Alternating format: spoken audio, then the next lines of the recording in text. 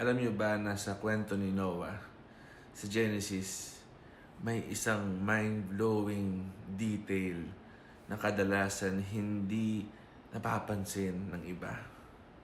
Nang ipagawa ng Diyos ang ark, ibinigay niya ang eksaktong sukat, 300 cubits ang haba. May 3 palapag, may isang pintuan, pero kung mapapansin po natin, wala po itong manubela, walang rudder, wala po siyang steering system. Ibig sabihin si Noah hindi ginawa ng Diyos na maging kapitan po ng ark. Hindi niya kailangang kontrolin kung saan po pupunta yung ark. Habang bumubuhos ang malakas na ulan at gumugulong ang baha sa buong mundo, hindi alam ni Noah kung saan dadalhin ang ark. Walang mapa, no? Walang compass that time. Walang direksyon, mga kapatid. Pero may isang bagay na sigurado. Ang Diyos ang may control.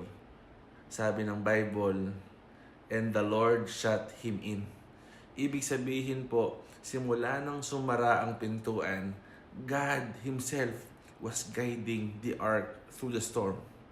Habang ang mundo sa labas ay nalulunod sa judgment, ang ark ay lumulutang sa biyaya, sa grace ng Panginoon. At minsan, ganyan din ang buhay natin. Hindi natin alam ang next step, mga kapatid. Hindi natin makita ang direction.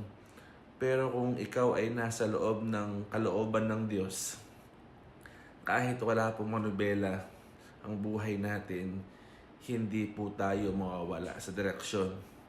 Kaya ang pinaka malalim na lesson ng ark ay Noah built it, Noah entered it, but God steered it.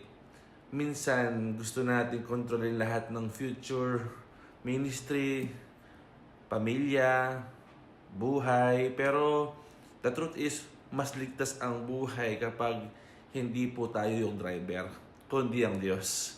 Because when God is driving the ark of our life, the storm may shake us, but it will never sink us. Nawa tayo po ay na-bless ngayong oras na ito. God loves you.